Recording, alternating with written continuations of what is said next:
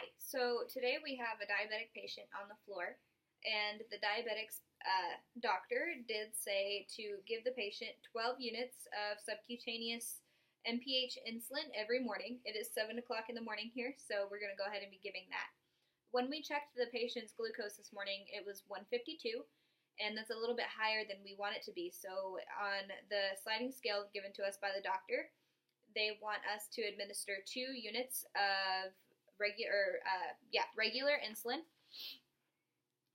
So with that information, I'm going to go ahead and see the patient.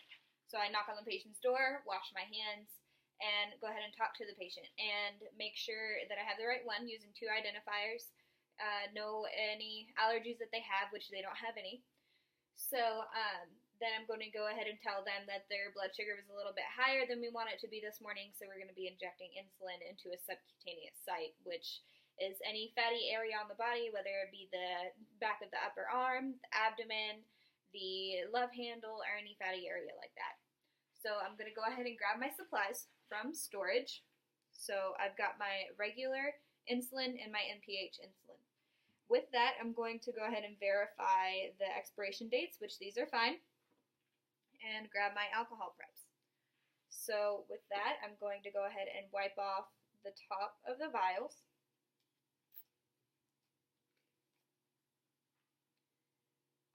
And while those are drying, since we are giving 12 units of NPH insulin and 2 units of regular insulin, in my insulin syringe, we're going to have 14 units altogether. So since my vials have dried, I want to go from cloudy to clear and then clear to cloudy when drawing up my medication.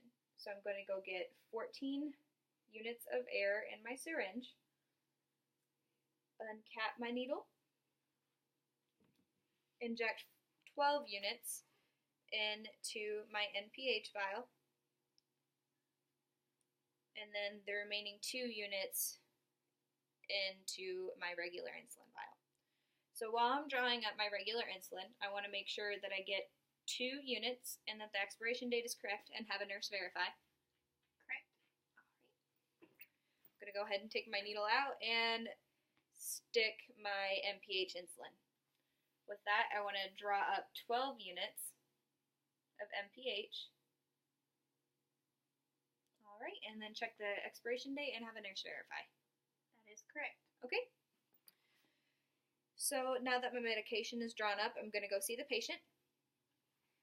All right, I'm going to knock on their door, wash my hands, and from there, I'm going to go ahead and ask where the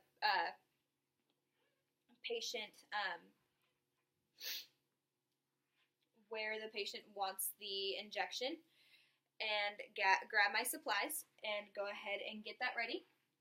I'm going to grab my gloves.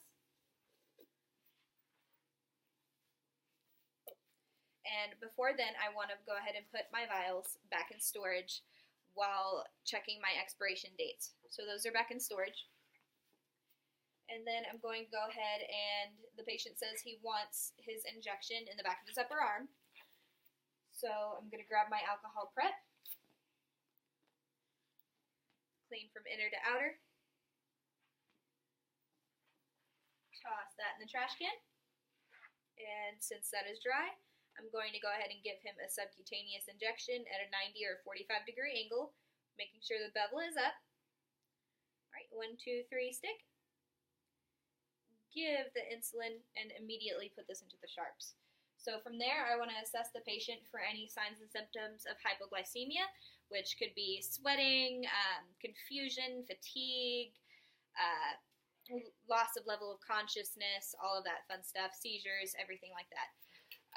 Wash my hands, make sure the patient is in a good position, and go and document that I gave them regular insulin and NPH, that I gave them 12 units of NPH and 2 units of regular insulin.